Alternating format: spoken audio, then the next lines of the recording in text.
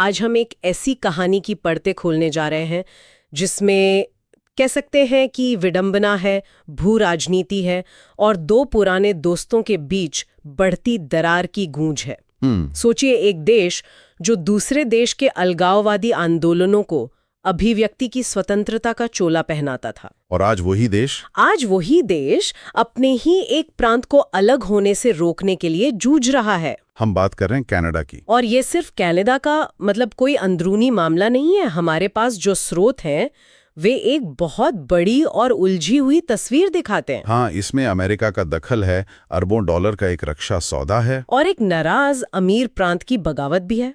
आज हम इन सारे धागों को जोड़कर देखेंगे कि कहानी असल में क्या है। तो हमारी आज की पड़ताल का मिशन साफ है, ये समझना कि कनाडा के सबसे अमीर प्रांत अल्बर्टा में आजादी की आग क्यों लगी है, और इस आग को हवा देने में अमेरिका की क्या भूमिका है, और कैसे दोस्त समझे जाने वाले पड़ोसी आज एक दूसरे पर दबाव का खेल खेल रहे हैं। चलिए इस उलझे हुए मामले की गहराई में उतरते हैं। शुरुआत उस बात से करते हैं जो इस पूरे मामले को एक विडंबना बनाती है, कनाडा का दोहरा मापदंड। हाँ, ये समझना बहुत जरूरी है।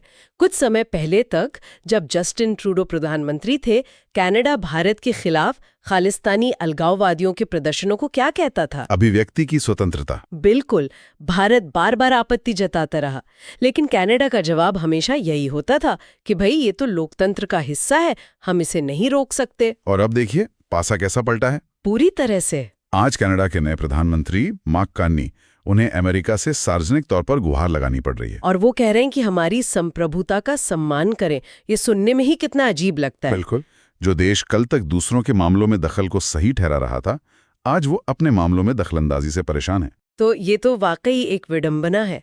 लेकिन क्या स्रोत इसे सिर्फ एक इत्तेफाक मानते हैं या इसमें किसी तरह के कर्म या जैसे को तैसा वाली बात देखते हैं? स्रोत इसे कर्म से ज्यादा जियोपॉलिटिक्स का एक क्रूर सबक बता रहे हैं। उनका कहना है कि जब आप अंतर्राष्ट्रीय मंच पर सिद्धांतों को अपनी सुविधा के हिसाब से इस्तेमाल करते हैं, तो आप दूसरों को भी वही करने का खुला न्योता दे देते हैं। सही बात है। कनाडा ने अभिव्यक्ति की स्वतंत्रता को एक हथियार की तरह इस्तेमाल किया, और आज वही हथियार घूमकर उन्हीं पर चल गया है। तो अब बात करते हैं इस कहानी के केंद्र की, अल्बर्टा प्रांत। मैंने पढ़ा है कि ये कनाडा का टेक्सास जैसा है, अमीर, तेल से भरा हुआ और थोड़ा बागी। ये कितना सच है? ये तुलना काफी हद तक सही है। अल्बर्टा कोई मामूली प्रांत नहीं है, ये कनाडा की आर्थिक शक्ति का इंजन है। यहाँ से कनाडा का 85% तेल निकलता है। 85% तेल। और सोचिए, अमेरिका को कनाडा से जितना भी तेल निर्यात होता है, उसका 70% हिस्सा अकेले अल्बर्टा से जाता है। जी, अकेले अल्बर्टा से। ये आंकड़ा इसके आर्थिक दबदबे को दिखाता है। एक मिनट, मैंने जो आंकड़े देखे वो तो और भी चौंकाने वाले थे। यहाँ की आबादी सिर्फ 50 लाख के करीब है। हाँ, लेकिन इसकी 459 बिलियन डॉलर की जीडीपी बांग्लादेश जैसे देश से भी ज्यादा है, जहाँ करोड़ों लोग रहते हैं। ये तो अविश्वसनीय है। हाँ, और यही तर्क अल्बर्टा के अलगाववादियों का सबसे बड़ा आधार है। अच्छा? उनका कहना है, जब हम इतना कमाते हैं, इतना संसाधन पैदा करते हैं, तो उसका फायदा पूरे कनाडा को क्यों मिले?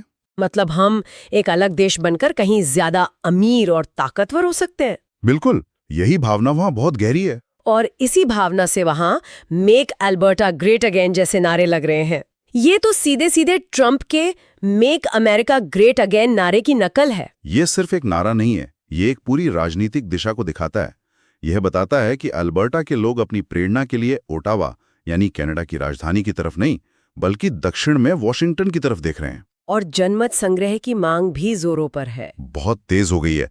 लोग सड़कों पर हैं और उनका साफ कहना है कि हमारे पैसों पर बाकी देश ऐश करे, ये अब नहीं चलेगा। तो यहाँ पर कहानी में दूसरे बड़े खिलाड़ी यानी अमेरिका की एंट्री होती है। स्रोत बताते हैं कि अमेरिका इस आग को सिर्फ हवा नहीं दे रहा, बल्कि उसमें घी भी डाल रहा है। हाँ, तो ये दखलंदाजी कितनी सीधी और खुली है। देखिए, अब ये कोई छिपी हुई बात नहीं रह गई है। अमेरिकी विदेश विभाग के अधिकारी अल्बर्टा प्रॉस्पेरिटी प्रोजेक्ट नाम के अलगाववादी समूह के नेताओं से पिछले साल अप्रैल से अब तक 3 बार आधिकारिक तौर पर मिल चुके हैं। 3 बार? जब ये खबर बाहर आई होगी तो कनाडा में राजनीतिक भूचाल आ गया होगा। बिल्कुल, और बात सिर्फ मुलाकातों तक नहीं रुकी है ना? नहीं, मैंने फाइनेंशियल टाइम्स की एक रिपोर्ट के बारे में पढ़ा जिसने दोनों देशों में हड़कंप मचा दिया था। आपने बिल्कुल सही रिपोर्ट का जिक्र किया। उस रिपोर्ट ने खुलासा किया कि इन अलगाववादी नेताओं ने अल्बर्टा को कनाडा से तोड़ने के लिए अमेरिका से $500 बिलियन की क्रेडिट लाइन की मांग की है। $500 बिलियन की क्रेडिट लाइन, ये तो सुनने में किसी फिल्म की कहानी जैसा लगता है। आम लोगों के लिए इसका क्या मतलब है? इसका सीधा मतलब है कि अलगाववादी अमेरिका से कह रहे हैं, आप हमें ये गारंटी दीजिए कि जैसे ही हम कनाडा से अलग होंगे, आप हमें $500 बिलियन का कर्ज देंगे, ताकि हम अपना नया देश तुरंत खड़ा कर सकें। जी। ये एक तरह से अमेरिका से बगावत के लिए आर्थिक मदद की मांग है। ये दिखाता है कि ये आंदोलन किस स्तर पर पहुंच चुका है। इस खेल में एक और बड़ा किरदार है अल्बर्टा की प्रीमियर यानी मुख्यमंत्री डैनियल स्मिथ। उन्हें ट्रंप का करीबी बताया जाता है। हाँ, उनकी तस्वीरें भी आई हैं ट्रंप के गोल्फ क्लब में मुलाकात की। तो क्या वो सीधे सीधे अलगाव की बात कर रही हैं या कोई राजनीतिक खेल खेल रही हैं? वो बहुत ही स्मार्ट राजनीतिक खेल खेल रही हैं। अच्छा। वो कभी खुलकर नहीं कहती हैं कि हमें अलग होना है। वो कहती हैं, जनमत संग्रह कराने में हर्जी क्या है, लोगों से पूछ लेना चाहिए कि वो क्या चाहते हैं। वाह, मतलब एक ही तीर से दो शिकार। बिल्कुल। एक वो अलगाववादियों को भी खुश रखती हैं और दूसरा कनाडा की केंद्र सरकार पर भारी दबाव बना देती हैं। और जमीन पर इसका असर भी दिख रहा होगा। असर बहुत गहरा है।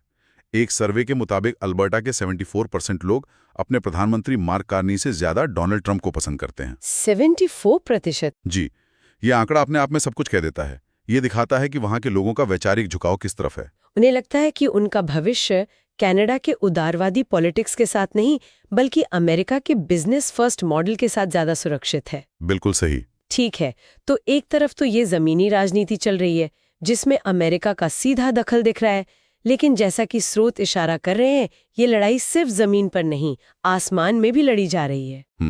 क्या F-35 डील का इस पूरे मामले से कोई सीधा कनेक्शन है? ये एक बहुत ही अहम सवाल है, क्योंकि यहीं पर सारे धागे आकर जुड़ते हैं। हाल ही में एक कह सकते हैं कि व्यापार युद्ध की शुरुआत हुई। अच्छा। अमेरिका ने कनाडा के बॉम्बार्डियर विमानों को अपने यहाँ उड़ान की अनुमति देने से मना कर दिया। और वजह क्या बताई? वजह बताई गई कि कनाडा ने अमेरिका के गल्फ स्ट्रीम जेट्स को सर्टिफाई नहीं किया। ये एक जैसे को तैसा वाला कदम था। लेकिन स्रोत बताते हैं कि असली वजह कुछ और है। ये F-35 लड़ाकू विमानों का सौदा है। हाँ। ट्रूडो सरकार ने अमेरिका से $14 बिलियन में 88 F-35 विमान खरीदने का सौदा किया था। ये कनाडा के इतिहास के सबसे बड़े रक्षा सौदों में से एक था। बिल्कुल। लेकिन अब नए प्रधानमंत्री मार्क कार्नी इस सौदे की समीक्षा कर रहे हैं। वो संकेत दे रहे हैं कि शायद ये सौदा रद्द कर दिया जाए या इसका आकार बहुत छोटा कर दिया जाए। जी, और वो इसकी जगह स्वीडन के साब ग्रिपेन जैसे सस्ते विमानों पर विचार कर रहे हैं। और जाहिर है, अमेरिका का रक्षा उद्योग और ट्रंप प्रशासन इस बात से बेहद नाराज है। और इसी नाराजगी में उन्होंने एक ऐसी धमकी दी है जो अविश्वसनीय लगती है। उन्होंने कहा है कि अगर कनाडा ने F-35 सौदा रद्द किया तो अमेरिका नॉराड यानी नॉराड से हट सकता है। 1 मिनट रुकते हैं। नॉराड कोई मामूली समझौता नहीं है। नहीं, बिल्कुल नहीं। ये दशकों पुरानी संधि है, शीत युद्ध के दौर से चली आ रही है। इसे इस तरह एक व्यापारिक सौदे के लिए दांव पर लगाना ये दिखाता है कि रिश्ते किस हद तक बदल चुके हैं। आपकी बात एकदम सही है। नॉराड यानी north American aerospace defence command, ये अमेरिका और कनाडा का संयुक्त हवाई रक्षा कवच है। दशकों से ये दोनों देशों की सुरक्षा की गारंटी रहा है। और इससे हटने की धमकी देना, ये सिर्फ एक व्यापारिक दबाव नहीं है, ये एक रणनीतिक साझेदारी की बुनियाद पर हमला करने जैसा है। अमेरिका साफ कह रहा है, या तो हमारे हथियार खरीदो या फिर अपनी हवाई सुरक्षा खुद देखो। ये दोस्ती की भाषा तो बिल्कुल नहीं है। नहीं, ये जबरदस्ती की भाषा है। तो प्रधानमंत्री कार्नी एक तरह से हर तरफ से घिर गए। देश के अंदर अल्बर्टा अलग होने की धमकी दे रहा है, पड़ोसी देश अमेरिका उसी आग को हवा दे रहा है, और साथ ही रक्षा सौदे को लेकर भी दबाव बना रहा है। स्रोतों में चीन का भी जिक्र है। वो एंगल क्या है? वो तीसरा मोर्चा है। कार्नी अमेरिका के दबाव से निकलने के लिए चीन के साथ एक बड़ी व्यापारिक डील करने की कोशिश कर रहे हैं। लेकिन अमेरिका ने उन्हें इसके लिए भी चेतावनी दी है। हाँ, तो कार्नी एक ऐसी कूटनीतिक बिसात पर खड़े हैं जहां हर चाल के साथ खतरा जुड़ा है। अगर वो अमेरिका की बात मानते हैं तो देश में कमजोर कहलाते हैं, अगर नहीं मानते तो अमेरिका अलगाववाद और रक्षा जैसे मुद्दों पर उन्हें और परेशान करता है। पहले के एक स्रोत में एक बड़ी दिलचस्प उपमा दी गई थी कि देश एक शरीर की तरह होता है, लेकिन यहाँ वो थोड़ी घिसी पिटी लगती है। क्या हमारे स्रोत इस स्थिति को देखने का कोई नया नजरिया देते हैं? एक ज़्यादा सटीक विश्लेषण यह है कि ये सिर्फ कनाडा की कहानी नहीं है। ये दिखाता है कि कैसे सॉफ्ट पावर और मानवाधिकार जैसे सिद्धांत, जिन्हें पश्चिमी देश अक्सर नैतिक हथियार की तरह इस्तेमाल करते हैं, अब उन्हीं के खिलाफ इस्तेमाल हो रहे हैं। बिल्कुल। ये एक नए दौर की शुरुआत है जहां कोई भी देश दूसरे की कमज़ोर नस को दबाने के लिए इन्हीं सिद्धांतों का इस्तेमाल कर सकता है। जो कनाडा ने भारत के साथ किया, अब अमेरिका वही कनाडा के साथ कर रहा है। ये एक अहम नुक्ता है। तो क्या हम ये कह सकते हैं कि पुराने गठबंधन जो साझा मूल्यों और इतिहास पर टिके थे, अब सिर्फ लेन देन और राष्ट्रीय हितों के समझौतों में बदल रहे हैं? स्रोत इसी बड़े बदलाव की ओर इशारा कर रहे हैं। कनाडा और अमेरिका दुनिया के सबसे करीबी सहयोगियों में से थे। हाँ, उनके बीच दुनिया की सबसे लंबी और शांतिपूर्ण सीमा है। जी, अगर उनके रिश्ते में व्यापारिक हितों को लेकर इतनी कड़वाहट आ सकती है, तो ये बाकी दुनिया के लिए एक बड़ा संकेत है कि हम एक ऐसे युग में प्रवेश कर चुके हैं जहां हर देश पहले सिर्फ और सिर्फ अपने फायदे के बारे में सोचेगा, चाहे इसके लिए पुरानी से पुरानी दोस्ती को ही क्यों ना दांव पर लगाना पड़े। तो आज की इस पड़ताल से ये साफ है कि कनाडा एक ऐतिहासिक चौराहे पर खड़ा है। एक तरफ देश के टूटने का खतरा है, तो दूसरी तरफ अपने सबसे बड़े सहयोगी देश का जबरदस्त दबाव।